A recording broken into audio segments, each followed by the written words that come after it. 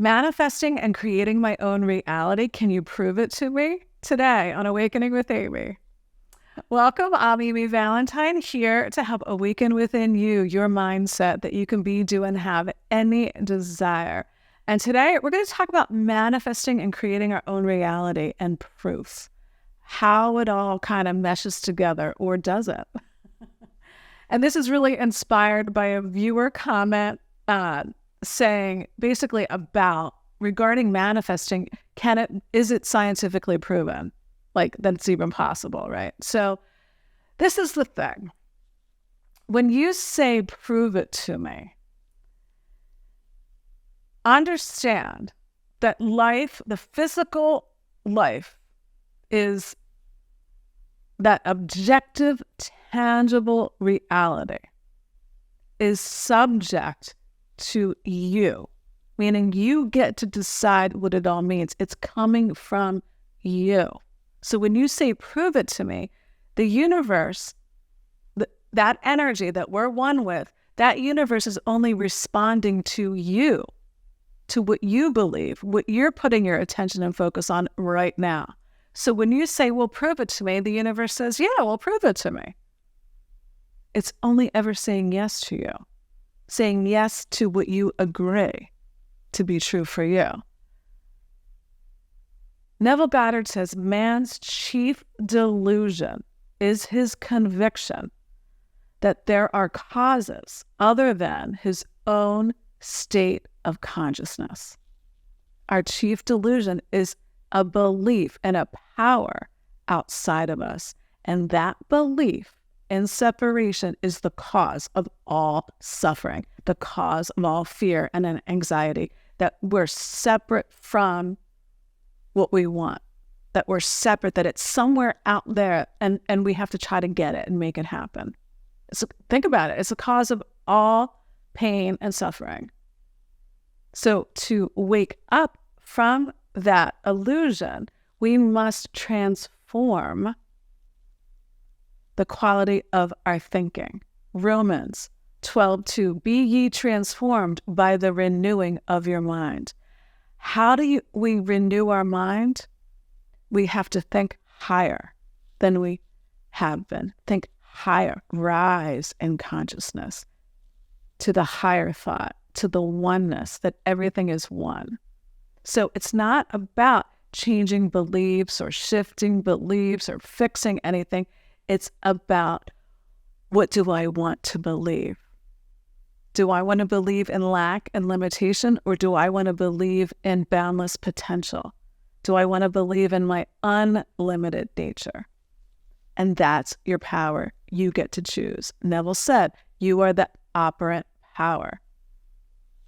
The only reason why you don't operate the power in the direction of what you prefer is because you're deluded that the outer world has power over you. You're deluded that your inner thinking has power over you. That conviction that there's some other cause out there that can exert itself into your reality is what keeps you looking for proof out there. And you're creating a reality of looking for proof, of seeking, instead of being the source of your reality. That's the only thing you need to decide, is to claim it, because that power is given to you unconditionally. But the part 2 of that equation in this game of life is you have to operate that power by claiming it, by owning it over and over and over again. It doesn't matter where you visit from time to time, negativity or what you don't want. It matters where you dwell, where you live. Remember, focus creates more.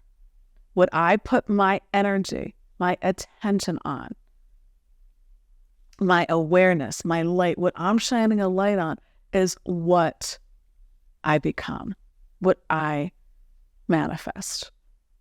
But it's like that old metaphor, the flashlight in the dark closet. You can only see, think of that your consciousness as that light.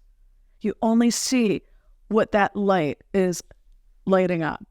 But it doesn't mean that the rest of the stuff isn't there. It's just dark to you because you're not shining your light on it. or you're not giving it your belief, in other words, because seeing is believing. You only can see what you believe, because what is consciousness? When Neville talks about consciousness, he's talking about states of consciousness are what you agree to, whether you're aware of it or not. What do you consent to be true? And no facts are final. The only truth is that changeless reality that we all come from, that we're all connected to at all times. That unseen, eternal nature of our life, of ourself. That's what we want to connect with and to, instead of getting caught up in the weeds of the physical reality. Because that physical reality isn't creating anything. It's an effect of an inner cause, remember. So to be transformed, we must renew our mind, renew the way we think higher. So that means don't believe everything that you think. So what do you want to think about? What do you want to put your energy into? Because it will give you a return on your investment. Let's read a Neville Goddard quote and then wrap up the video today. Because of your belief in external things, you think power into them by transferring the power that you are to the external thing. Realize you yourself are the power you have been mistakenly given to the outer conditions. Realize that you yourself are the power that you have given to that person, to that job, to that condition. You are the power, not the appearances, not the circumstances, not the conditions. They have no power over you unless you let them wield power. Meaning, in other words, you give them power with your belief in them. So it's not about denying anything's happening that you don't want. No. It's about understanding what the true meaning of denial is. Deny that they have power over you. That's your true power. Deny that they have, no, they exist. They have a right to exist, but you get to decide if you want to choose it. All of life is a choice, Bashar says, and we're here. He says the purpose, the main mission of your life is to be you, is to know yourself as source, in other words, instead of seeker. So looking for proof and evidence doesn't make sense from that higher thought. You don't need proof and evidence. You already know you're the operant power, and it's loving power. There's only one power in the universe, one energy, and it's loving. But when we filter it through fear-based beliefs, through limitation and lack, then that one power becomes what we don't want, becomes suffering. So that's why we want to constantly return with frequency and intensity to that higher consciousness, that higher thought. And then we will be transformed. That is the power of our imagination, that we have the power to free ourselves, or we have the power to keep ourselves in bondage by what we agree to, by what we put our time, energy, and intention on. And the other component is to remind yourself it's only ever here and now. Consciousness is only ever in the eternal now moment. Now and now. So that's why you're new in every moment if you let yourself be.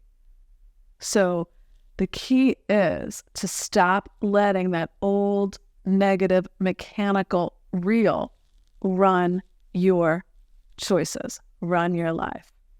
Let the reel just be there. Be undisturbed by it. Whatever it's telling you, that you're not enough, that you have to do more, that you have to change, you have to fix yourself, let it just chatter on, because it will fall away. It will be washed away by that higher consciousness, that higher thought, that higher state of being. Reality is about focus. Everything is a mirror reflecting back to me, my consciousness now and now and now and now. And I don't have to judge by the appearances, meaning I can judge by what I sow, not by what I reap.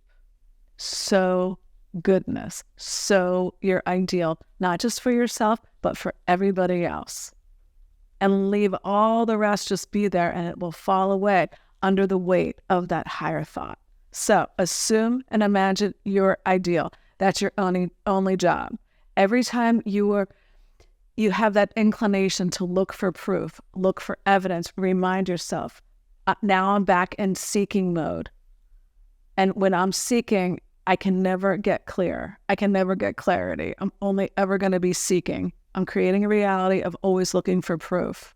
But when I decide, no, I'm the proof and evidence, because I get to decide what I shine my light on, my attention, my focus, my energy. I get to decide what everything means. Like Bashar says, everything is neutral. We're here to assign the meaning. So make it all mean it's leading me to my ideal, whether I can see it or not. I don't need to know how anything is going to happen. That's actually what blocks it. It blocks us from seeing it because we're so focused on, well, how's it going to happen? When's it going to happen? That we're putting all our energy and attention on that. And then we're creating a reality. How's it going to happen? When's it going to happen? Isn't that crazy? Isn't this wild? So what do you want to believe about yourself? Think about that. You are the operant power. You are the proof. You are the evidence that you're looking for. It's you. So assume and imagine greater than anything you ever assumed and imagined for yourself.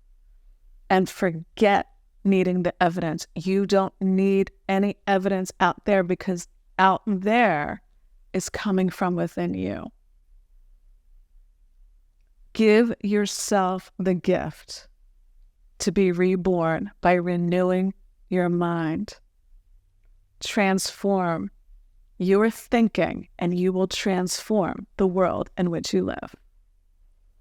So thank you so much for being here. Thank you for your comments. Thank you for liking and sharing the video. That's how we get this message out there to more people. And thank you for subscribing. And until next time, see you soon.